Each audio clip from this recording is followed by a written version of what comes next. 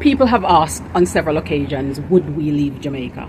Well, there are 5 things that sometimes make me feel like I want to leave Jamaica. Let's jump into what they are. Jam Fam family, the Jam Fam family, yeah. Jam Fam, come hang with me.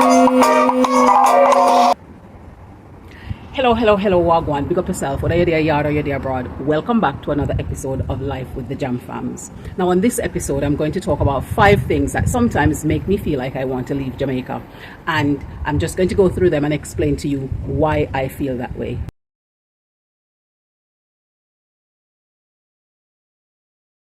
Now, the first thing that would make us want to leave Jamaica is bureaucracy. Oh my goodness, the levels of it. Now, in order for feudalism to work in its effectiveness, bureaucracy have to be at the heart of it, because all of this bureaucracy becomes gatekeeping, which just makes things more extensive and laborious than it needs to be.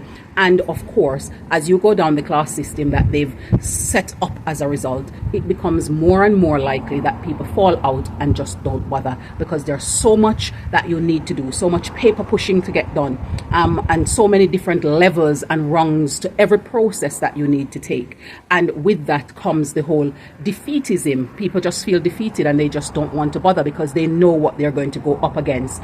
And part of that also is the servitude mentality that have been conditioned in people over time. And it seems as though people just don't want to break away from it, because even when there is just absolutely no need for the things that are demanded as evidence to submit for simple applications, they are still being demanded. And you have to stop to think, how is this making a difference? Because if this person can see this document and have done no checks on it and sign and verify that this is a legitimate document, why can't I just bring those same documents to your office, you look at it and see that they are legitimate documents and push my process along, rather than having me spend excessive amount of times that's just a waste of productive time to be able to do this process when this process could be done more simply. So the bureaucracy that you have to encounter is one of those things that makes me sometimes feel like I just want to leave the country, because I'm not the type of person who's going to want to relent and give up on things that are important. But the level of bureaucracy and the time wasting, the paper pushing, just sometimes make you feel like you just don't want to deal with those processes that you need to deal with. And so that's one of the things here that would make me want to leave. And it's not that bureaucracy isn't elsewhere. It is. It's just a little bit, it's not as overt as it is here. It's a little bit more covert elsewhere. And as such, the steps are more reduced. It's not as many rungs that you have to climb. So that is one of the key things that sometimes make me feel like I want to leave the country. Or is it something that's fundamentally wrong and needs some action? Why I have these very terrible, awful, underwhelming customer service experiences in Jamaica. And I just feel that I need to say it and see what other people think. Let me give you an example. So last week, Thursday, I went to the tax office on Constant Spring Road to transact some business. And of course, as it turns out, I had to go into 2 different lines. The second thing that sometimes make me feel like I want to leave Jamaica is the assumed incompetence. So you go to certain organizations and you want to get things done, and they are insisting on doing it for you when clearly you are able to do it for yourself. So it's simple things like you want to fill out a form and somebody has to sit you down to fill the form out for you. Other than the fact that you're just, now I'm having to expose my business and my information to people who are also within the area where we are at. The fact of the matter is, I know how to read, I know how to write. So therefore, I can fill a form out on my own. I don't need to come into an office for somebody to do it. And majority of Jamaicans are in this position where they can do that. The last statistics on literacy in Jamaica, 92% of Jamaicans can read and write. So if that's the case, why do we need to go and be treated like this? And it's not just with filling out forms. It's also when you go to different organizations and somebody have to check to see that you have actually got X, Y, and Z. And sometimes I can see it as part of their their process to make sure that when you get to where you need to go, you have all the relevant documentations. But this happens even you go into an organization, even the security officer feels like they need to tell you all sorts of things. And one of the worst case where you see it is somebody is driving, they've been driving for ages, they clearly know how to drive, and somebody outside of the car who probably don't even know how to drive or own a vehicle or have a driving license is telling the person who is driving how to drive and what to do. And you look at it and you just think, why is it that you feel that you're in a position to tell somebody else what to do when they know? But it's because of this generalized idea of assumed incompetence. And it's something that we definitely need to eradicate out of our society, because we need to assume that people are competent, and when they are not, they'll ask for the help that they need, because that's how functioning, thriving society operates. The third thing is the human rights violations that takes place. It's as though that word is foreign to some of the organizations here. And it's not that these organizations aren't aware of it. It's just because a significant number of Jamaicans don't try to investigate what their rights are and therefore enforce those rights that they have. You know, they will complain and they will know that they're being treated unfairly or whatever is happening to them isn't right. But beyond that, they don't pursue and follow through. And because of that, organizations just exploit or take advantage of their human rights because they're not pushing the agenda to ensure that they're treated in the way that they should. And when you do, it makes it seem like, oh, you're being difficult. No, we know our rights, and therefore we want to ensure that we have access to those rights. For example, since I moved back to Jamaica, one of my biggest problems, actually my only major problem in Jamaica since I've been back here, is the ATM machines. Now, Jamaica have ATM machine you have to stand in line for hours. Last week I went to the local ATM machine here. There's no money. All 4 machines is empty.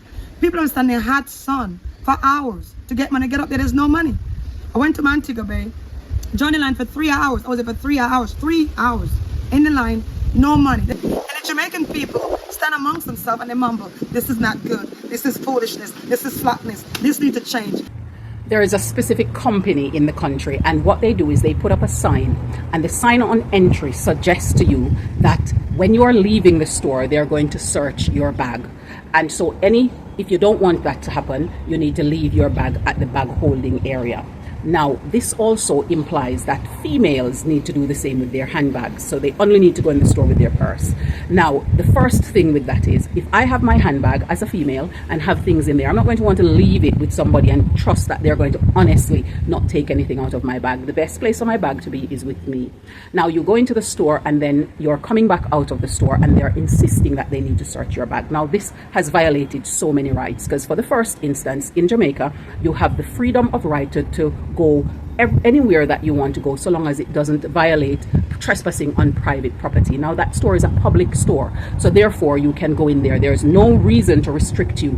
So here it's asking you to give up your right to have your bag with you or to not enter the store at all. And then when you're coming out of the store, they have no reason to consider that you might have put something in your bag, but they want you to show it. So here you are now voluntarily wanting people to voluntarily give up their right so that they can be searched or checked, and because they're presumed to be cheating or to have stolen something from the store. That's another violation. And then again, don't forget the combination of people going into the store. These are females who are primarily getting checked. Males aren't. So again, there goes another infringement of female rights in that scenario. So there are so many human rights violations in just that one scenario. And I could tell you several other examples that I've encountered since being here.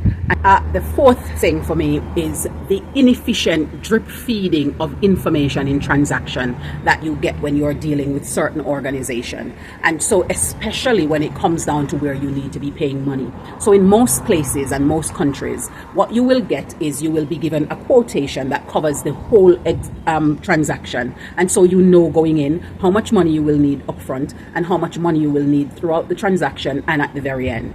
Now, what I find often here is you get that drip fed to you. So you start out with an amount that you need to have, and then you go down the transaction a little bit further and they tell you another amount, and then a little bit further they tell you another amount. And so you do not get the opportunity to efficiently and effectively plan for that expenditure that you're going to be getting.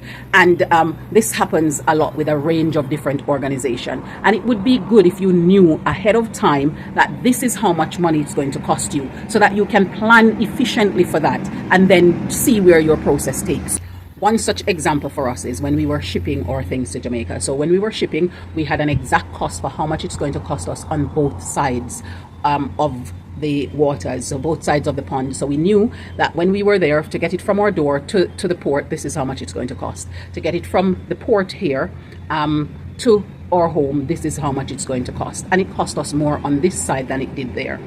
However, when we got here, all of the amount that we were charged there, everything was done, that was the amount that we paid. We had no additional expense. We knew that there could be additional expense here, so we would have some fees to pay to custom, and we might have to pay for any storage cost if our things are having to be stored at the wharf for any period.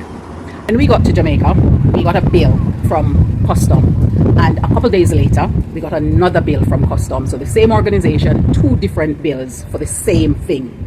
And then afterwards, from the company that is dealing with our things on this side, we got a bill for lifting the things, forklifting the lift vans onto the container, and we got a bill for storage. And then we wanted to find out what the door-to-door service involved in terms of getting the things in the house, and they also wanted us to now pay a fee for the people who are bringing it to actually take the things into the house. Like, would you now just come and put it down at somebody's door rather than put it on the inside of their house? So at that point we decided we pay all the other fees. We decided we weren't going to pay that fee.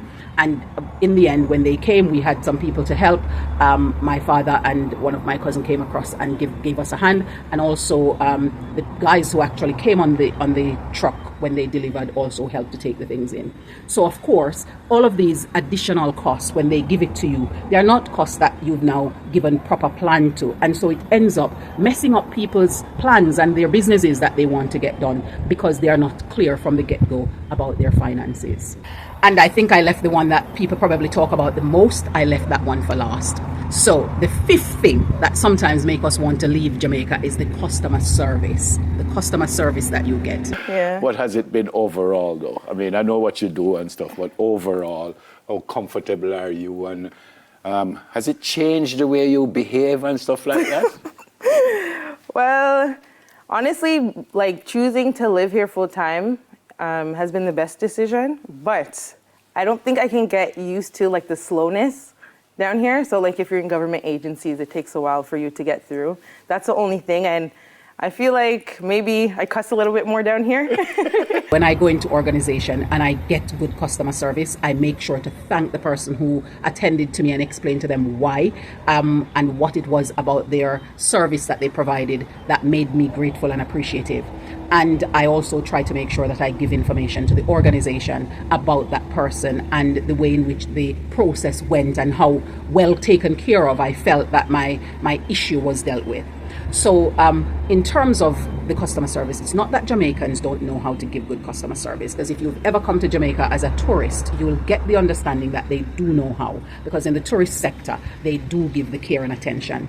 Also, if you go into organizations, when you see people that they feel are in high social class coming into those establishments, you will see the due care that they give those people as well. So they do know how. It's just a thing, a legacy from colonialized time when people, when they were taught to treat each other with a lack of value and treat each other with a lack of human dignity and not spy on each other and report each other and hence give each other this level of negative, ill, poor treatment. And that has somehow through the years not dissipated from the society. It is still passing on and progressing generation after generation, and it's something that it's high time that we eradicate it from our sphere, because we have got to get to the point where we recognize that we need to treat humans as humans. They're first human beings, so you treat them with human dignity. And when you're there to do a service, you do the service. I go into supermarkets and I will ask for something, and literally, instead of them taking you and showing you where it is, they gesture to you. You have no clue where they're telling you to go, and you want this thing. And this is their job, a part of their job anyhow, to be able to support you in this way. And you just wish that they would understand that as customers coming into your establishment, first of all, they are the ones whose money keep you in a job. And if you're a business owner, they are the ones who keep your business ticking over. So you might be giving them a service, but if they're not coming and demanding that service that you're giving, then your business will not thrive. The other thing I think is because they recognize that people demand and come and use their service because they might not have alternatives in some cases. And so they feel that their behavior is justified, and it's just not, because we just need to treat human beings as human beings and have a sense of integrity in the way that we interact with people, and being able to show that people have value and treat them with that high level of value. So it doesn't matter how you perceive somebody when they come into the organization or when they come into your store. It's about how you treat them, the experience you give them when they're leaving, so that they have a positive encounter with your organization and your establishment, and therefore want to come back there and spend money with you, not just because they have to come back because there's no other store for them to go to that provides the same facility, for example. Outside of how they look at you or how they speak to you when you go into organization, when they have their set stereotype of who you are based on how you look, outside of that, the other thing is the long processing time that it takes for things to get processed. Whether you go to, for example, go to a takeaway and you need to get something, or you go into an organization and you're waiting to get a process done so that you can get those documents to do something else, that long processing time. And also if you go there and the long waiting, even if you have an appointment, you will find, a friend of mine the other day was telling me, she's also recently returned, and she was saying to me she went to an appointment and she waited for 2 hours. I'm just doing my basic cuts, and I'm just me. You know, this is how I trained myself. I trained myself to be at my best and do my best, no matter what I'm being paid. It doesn't matter if I'm doing it for free. You know, so when the people leave my chair, they say, "Oh, you're so professional," but I don't know what they're seeing. I guess is that they're used to so much mediocrity, and mind you, it don't matter if you're at the top level of performers. You can still outperform them if you have a certain level of professionalism. Remember this, a lot of the people are down here, they're used to a certain type of thing. I went to the store, or sometimes I go certain places and I feel like the service isn't good. The service down here isn't good. Nobody is holding themselves accountable for good service. I understand that you're not getting paid what you feel like you deserve, but at the end of the day, let me give you a jewel, right? If you perform on your job at the best of your ability, consistently, and you build up that habit, guess what's going to happen? You're going to attract the better opportunities, and you're going to want better opportunities. She sat there and had a nap because she was waiting for her appointment. These long waiting time and processing time just breeds impatience in people. And I had to stop to notice that both myself and Eliona were getting rather impatient. And we started to notice that and had to now redress that in ourselves, because we had to recognize that we need to do some adapting, but we also need to pivot to ensure that we are responding and not reacting to these things. So we evaluated and recognized that we ourselves were becoming impatient because of the fact that we need things done, and we are having to wait for extended periods of time for things that could be done so quickly. And so those are some of the reasons, the 5 reasons that we would leave Jamaica, and sometimes think about whether or not we should. We got this lighter from my auntie, so now I can light the stove by myself and show my mum is very happy with. And I agree that it's safety. You're not used to having to light it with a match, so that should work. Now let's see you get it done.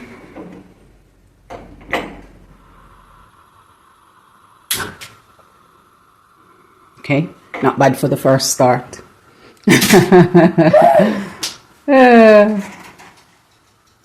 I can refill. Mm-hmm. I don't have to buy a refill the first time it runs out. Okay. So now I don't have to be told, Mommy, can you come and light the stove, please? Also, please donate to Calatalapis Foundation. Yep, that's a good one. You can donate on the website. Did you want to say what the website was? As in the name of the website, or what it's about? It's the same, isn't it? Oh, it's just CalataLapisFoundation.com, I think. Or is it .co.uk? I'm not sure. We will pin it in the comments. You can just type in Calatalapis Foundation and then click whatever comes up. Yeah. It's either the Facebook page, the Instagram page, or the website. Yeah. The Jam Fam family.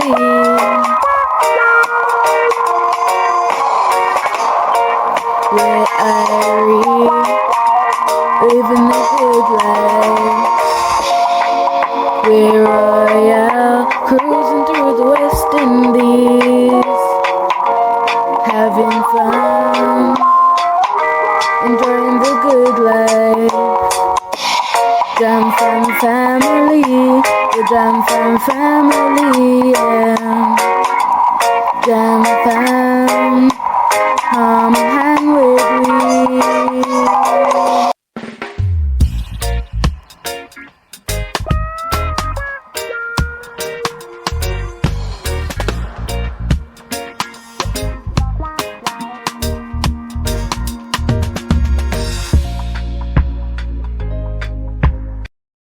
Thank you for staying with us here on this another episode of Life with the Jam Fam. Bye for now, and we will see you in the next one.